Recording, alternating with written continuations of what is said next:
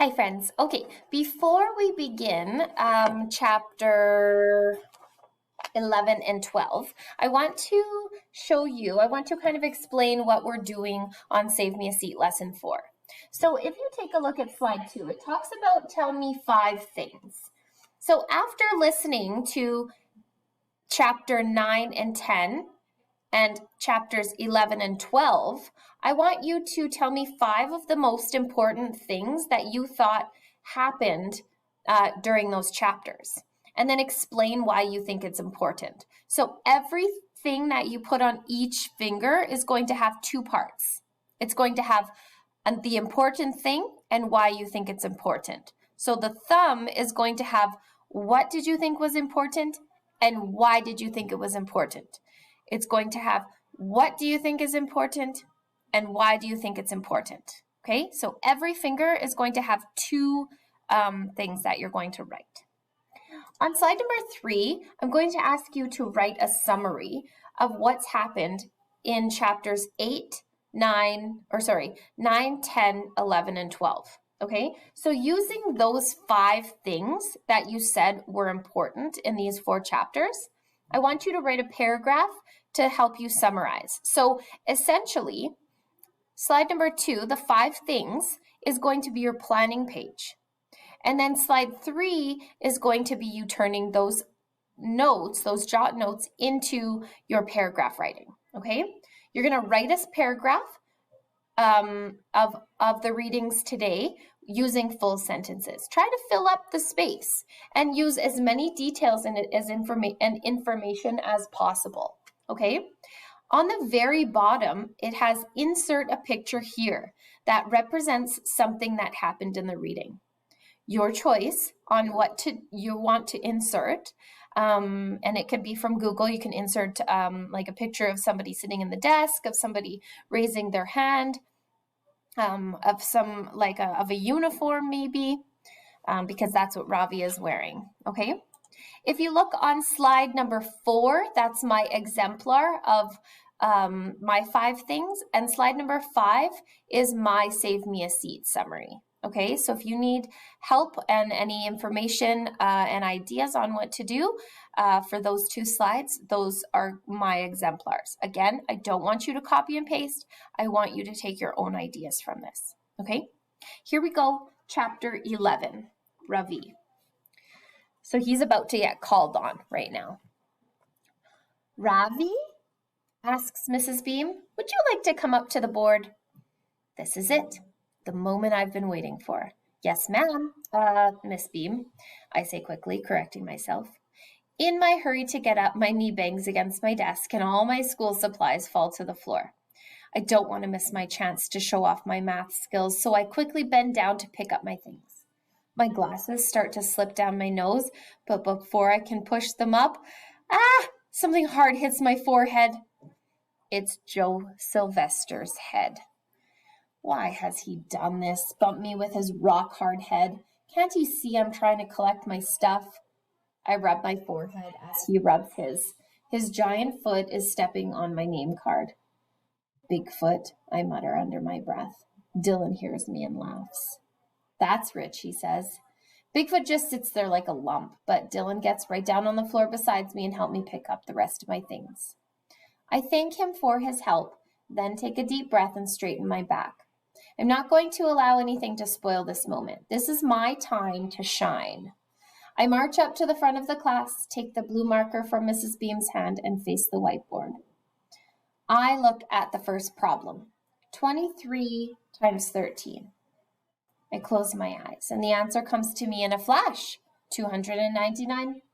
But I'm not going to blurt it out and take a bow. I'm going to show Mrs. Beam something that she has never seen before. What you are about to witness is pure magic, a secret handed down from ancient times, I say with confidence. This is complete silence. There is complete silence in the classroom. I think Mrs. Beam's jaw just dropped. Take your time, I warn myself. I write the 2 numbers, one below the other in blue marker. Then, with a red marker, I draw an arrow connecting the last digits of both the numbers. 3 times 3 is 9, I say aloud, writing 9 in the ones place with the blue marker. Then I pick up a green marker and draw 2 arrows like a cross. 2 times 3 plus 3 times 1 is 9. I use blue again to write 9 in the tens place. I look at the class. No one's moving. My plan is working perfectly. I draw an orange arrow connecting the tens digits to both the numbers and then pick up the blue marker again to write 2 in the hundreds place. The answer is 299, I proclaim, underlining the answer 3 times in purple, then placing a cap on the marker with a satisfying click. Everyone is staring shell-shocked at the board, amazed by what I have just done. Dylan Samream grins and winks at me. I think he's impressed. If this performance has not impressed Mrs. Beam as well, nothing will. Ravi, she says very slowly, looking at all the arrows on the board. Your answer is correct and your method is very colorful, but? What can she mean, but? We do things a little differently here, she goes on, giving me that pity look again. Next time we don't need to see the arrows, just the numbers will do. The purple marker slips from my hand, falling to the floor. First, my manners are too Indian for her, and now my math? What will the next humiliation be? I wonder as I walk back to my desk. As if in answer to my question, I suddenly feel my feet go out from under me.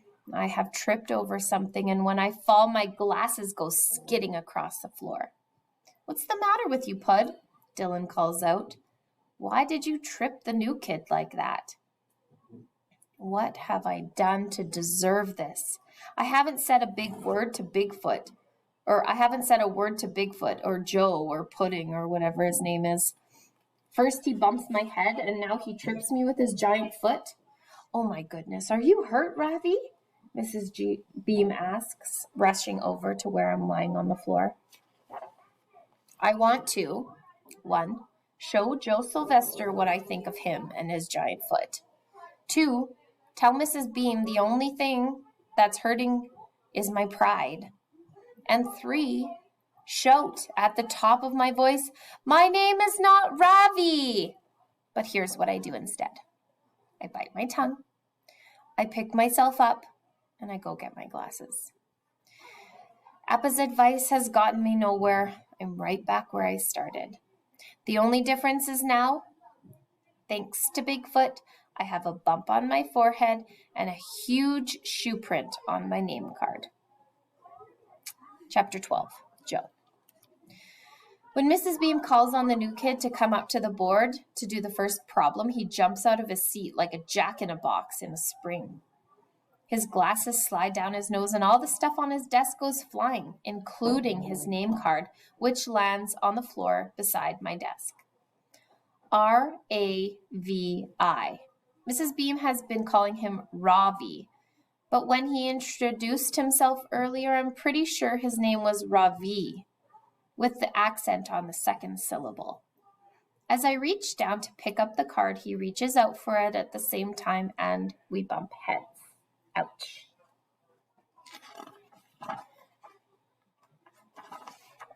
Dylan gets down to the floor to help Ravi pick up his stuff. But I know what he's really up to. Quick as a flash, he puts one of those mechanical pencils down the front of his pants. When Ravi finally makes it to the front of the class to solve the problem, he draws a bunch of crazy-looking arrows on the board, each in a different color. I think it looks cool, but Mrs. Beam isn't impressed. He seems pretty bummed out after that. I don't see what the difference is as long as he gets the right answer. Then, as if things weren't bad enough, Dylan sticks his foot out and trips him.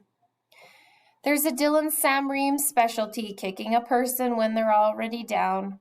He tries to pin it on me, but anyone with half a brain would see through that. How could I trip him from 10 feet away? My legs are long, but they're not that long. When Ravi goes to get his glasses and Mrs. Beam tries to decide whether she needs to call the school nurse, Dylan reaches back and swipes another of Ravi's mechanical pencils. I feel bad for Ravi. I could definitely give him some pointers, like, for instance, not to leave his stuff lying around and to watch out for the winking. Dylan always winks when he's up to no good. Maybe at lunch, Ravi and I will sit at the same table again. I wouldn't mind. His clothes are flat and his lunchbox is weird, but other than that, he seems okay. See you again.